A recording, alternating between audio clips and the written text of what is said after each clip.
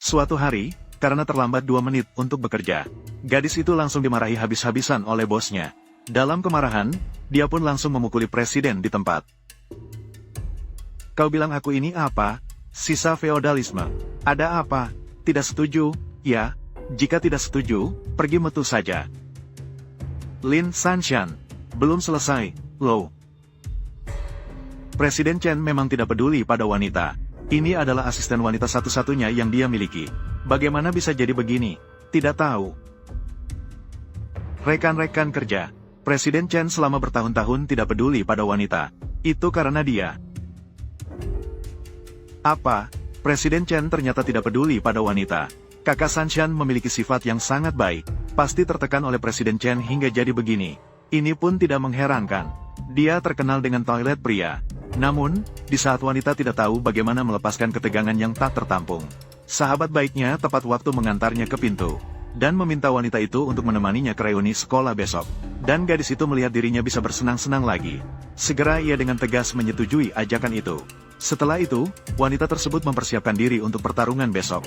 Jadi ia pergi ke gym tinju untuk berlatih. Tanpa disangka, ia bertemu dengan seorang saudari baru, dan tidak menyadari bahwa ini adalah ibu mertuanya di masa depan. Saya mengaku kalah. Mari berkenalan dengan Chen Zhen, Li Sanshan. Halo, menantu. Hanya menantuku yang bisa mengalahkan saya. Menantu. Kemana anak laki-laki? Istriku sudah mencarikanmu, cepat datang sini. Maaf, Kak, kamu bahkan lebih gila dariku. Saya pergi duluan. Menantu, saya sudah mengirimi pesan di WeChat ke rumahmu. Hubungi saya kapan saja jika ada urusan. Kenapa kamu baru datang? Bu, jangan sembarangan bilang menantu ya. Bu melihat gadis itu. Pasti itu jenis yang kamu suka. Keesokan harinya, wanita itu hadir di reuni teman-teman sekelas seperti yang dijanjikan. Tanpa disangka, wanita itu baru saja tiba. Di detik berikutnya, ada orang yang tidak takut metu, mendekat dan mencari masalah dengannya. Tanpa disadari, wanita itu sangat mudah terpancing. Yang paling tidak ditakuti adalah ketika orang lain mencari masalah dengannya. Li Sanshan, hari ini adalah reuni kelas kita yang ke-10. Kenapa kamu berpakaian seperti ini? Apakah ini cocok? Tidak suka? Kalau tidak suka, pergi metu saja. Jangan merasa benar sendiri di sini. Hari ini ada reuni teman sekelas kita. Sebenarnya kami tidak menyambutmu. Kalau kau cerdas, cepat pergi dari sini. Aku tidak akan membuatmu marah. Jangan bicarakan Sanshan. Sanshan, hampir 30. Tapi setiap orang punya hak untuk cantik. Bukankah begitu? Sanshan, kau berani memukulku? Yang dipukul adalah kamu. Sudah 10 tahun masih belum puas. Kamu setiap hari mengadu domba di depan teman-teman sekelas. Memprovokasi perpecahan. Charlie sangat marah. Kamu tidak capek, aku bahkan lebih capek. Dan kamu, saya memberitahu kalian. Kalian hanya mendengar satu sisi ceritanya, lalu memberikan komentar tentangku. Saya akan memberitahu kalian hari ini. Saya tidak mencuri barang darinya.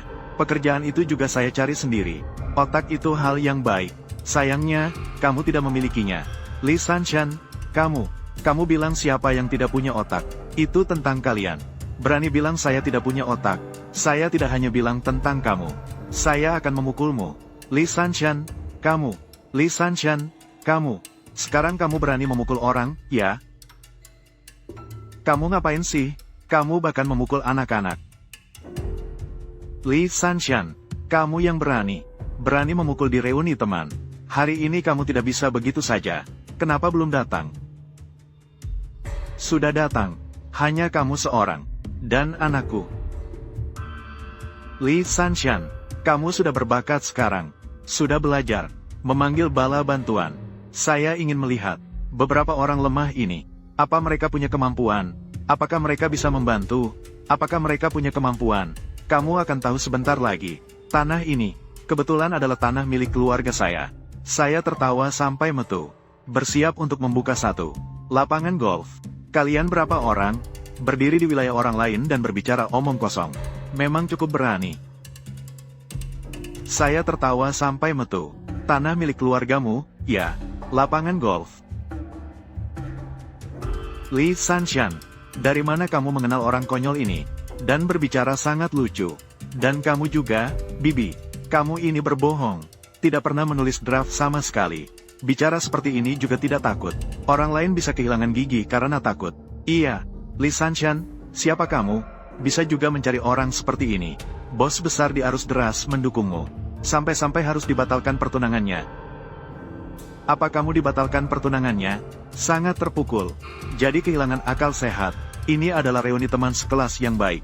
Dibuat seperti acara tim rumah suket jiwa. Ini benar-benar seperti beberapa busur listrik yang hancur. Siapa yang dibilang busur listrik yang hancur? Dari mana orang bodoh ini datang? Benar-benar menganggap diri sendiri sebagai pembela keadilan. Li Sanshan, kamu, seekor katak miskin. Bagaimana bisa masih ada keluhan atau utang rasa suka padamu?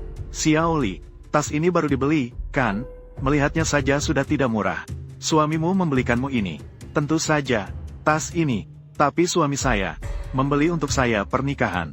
Hadiah ulang tahun pertama. Tas ini tidak bisa dibandingkan dengan kamu. Biaya kesengsaraan selama setahun. Jadi, kamu masih bersikap keren di depan saya. Sungguh mengejutkan sampai orang bisa kehilangan gigi. Bukankah ini hanya tas? Apakah perlu memuji begitu lama?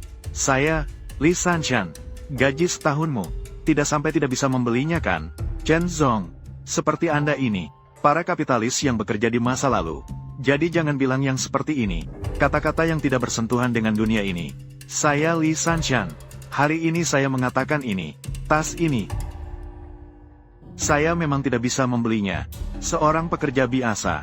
Tidak bisa membeli itu juga sangat normal. Namun, di lain waktu, sebaiknya lakukan ini lebih sedikit. Hal-hal yang bisa membuat orang terkejut sampai kehilangan gigi. Beberapa orang mengenakan jubah naga itu juga hanya sampai. Saya bilang, gadis, saya tidak punya maksud lain. Tapi, tas kamu ini, bagaimana ini bisa menjadi barang palsu? Tas ini, terbatas di dunia hanya 300 buah. Saya membeli beberapa untuk berganti-ganti. Tapi tas kamu ini, labelnya bahkan miring. Apakah kamu tertipu atau, kau wanita tua, kamu bicara apa sih? Tas ini memang seperti ini. Jangan berpura-pura mengerti. Tidak mengerti tapi berpura-pura mengerti. Tahu tidak? Yaitu, lihat dengan baik, yang ini yang benar-benar asli. Bagaimana kamu bisa memiliki tas ini? Orang miskin punya cara hidup sendiri. Orang kaya juga punya cara hidup sendiri. Kalian semua ini, mendiskriminasi yang miskin dan menyukai yang kaya. Praktik menjunjung tinggi yang kaya dan menginjak yang miskin. Sungguh membuat orang terhina. Benar-benar seperti katak dalam sumur. Saya menyarankan Anda, segera pulanglah, cuci dan tidurlah. Dalam mimpi ini, ada segala macam. Kamu, nenek tua, kamu pikir kamu siapa? Siapa saya? Jadi tidak perlu kamu tahu. Namun, kenapa saya harus tahu? Pakaian branded yang kamu pakai ini, jelas tidak cocok. Pasti sewa. Kalung ini pasti untuk ke kolam renang. Apakah bisa melayang? Sepatu kamu cukup menarik. Ini masih versi AB. Sangat modis. Dan kamu, jas ini yang kamu pakai ini, di atas ini, masih ada benangnya. Pasti palsu. Jangan bicara omong kosong di sini. Ini benar. Tidak ada kesempatan berikutnya. Mengambil batu dan memukul anjing. Yang terkena pukulan adalah yang terkeras teriaknya. Hari ini, aku sudah melihat banyak hal. Aku rasa kamu datang untuk reuni. Pasti niatnya tidak baik. Kamu datang untuk membuat kerusuhan, kan? Semua, bawa dia kepadaku. Usir dia. Kamu sangat mendesak. Datang karena memohon padaku. Kamu pikir aku mau datang karena kamu mau bertindak, maka aku tidak akan segan. Sanshan, hati-hati. Sanshan, kamu tidak boleh memukul seperti itu. Yang dipukul adalah... Tolong ampuni saya. Apakah kamu sudah menyerah? Sudah menyerah? Sudah. Saya yakin. Maaf, pahlawan wanita. Aku benar-benar tahu saya salah. Tolong ampuni aku. Kenapa aku tidak melihat ketulusan? Aku sangat tulus. Maaf. Sanshan, kami salah. Tolong ampuni kami. Aku tidak seharusnya menuduh. Terus berada di tanah. Kakak Sanshan, saya menyarankan Lao Xiao untuk memikirkannya. Ampuni aku kali ini saja. Maaf. Sungguh, aku salah. Sungguh, kami tidak akan berani lagi lain kali. Jujur, kakak kedua, sekelompok bajingan yang hanya berani pada yang lemah. Kali ini akan kukasih ampun. Masih ada kesempatan berikutnya. Tidak akan ada waktu berikutnya. Tidak ada kesempatan lagi. Hanya menunggu kamu. Benar-benar menyenangkan. Namun, kenapa kamu ada di sini? Coba katakan. Jangan-jangan, kalian benar-benar saling kenal? Anjing kecil, cepat bilang kamu tidak mengenalnya. Kenapa? Hubungan ibu dan anak juga tidak bisa terlihat. Itu tidak benar. Sudah tidak ada kesempatan berikutnya. Gadis ini seharusnya tidak membawamu. Jangan bilang kamu mengenalku. Kalau tidak, akan ada yang membuatmu kesal. Apakah aku masih mempunyai hak asasi manusia? Hanya bilang saja, kalian benar-benar saling mengenal ya? Tidak mengenal. Lalu kenapa kamu bilang, putramu sudah ada di sini? Anakku sebelumnya bilang akan datang. Kemudian dia bilang ada urusan dan tidak bisa datang. Aku tidak mengenal anak yang terhormat ini. Lalu kenapa kamu di sini? Aku kebetulan lewat sini. Melihat karyawanku diperlakukan tidak adil. Jadi aku datang untuk membantu. Ada apa? Apakah itu aneh? Sudahlah, aku tidak peduli kenapa kamu di sini. Kita tidak cocok satu sama lain. Cepat pergi dari sini. Aku tidak ingin melihatmu lagi. Kamu benar-benar tidak bisa dimengerti. Mendengar kata-kata ini, kalian sudah saling mengenal sejak lama, ya? Kakak, besok adalah hari aku dan Xiao Cheng. Upacara pindah ke rumah pernikahan. Saya rasa kamu pasti akan memberitahu saya. Kamu harus datang, ya. Kakakku yang baik, adikku yang baik merayakan pindah rumah. Kakak Senwei mana mungkin tidak datang. Jangan khawatir, aku sudah menyiapkan hadiah yang bagus untukmu. Mari kita nantikan. Sano, adikmu akan menikah. Tentu saja, adik perempuan seayahku, akan tinggal bersama mantan tunanganku di villa yang ditinggalkan ibuku. Villa yang diserahkan kepadaku. Kataku bahwa udara ini, kenapa tiba-tiba begitu segar? Ternyata ini teh hijau. Sano, besok aku akan pergi bersamamu. Bertemu dengan teh hijau itu. Zen, kamu punya sedikit selera humor, ya? Oh iya, kapan kamu ada waktu lain? Ayo ikut bersamaku ke pertandingan. Aku percaya itu. Dengan kemampuanmu, mengalahkan mereka semua, pasti tidak ada masalah. Tentu saja tidak masalah. Terima kasih sudah berbicara untukku hari ini. Aku pasti akan pergi. Persahabatan antara kedua wanita ini benar-benar datang begitu saja. Yang dipakai masih kartu saya. Tuan Chen, Anda sudah mendapatkan kabar tentang orang itu.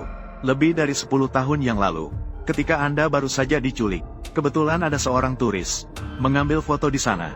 Kebetulan sekali, mengambil foto seluruh tubuh penyelamat Anda.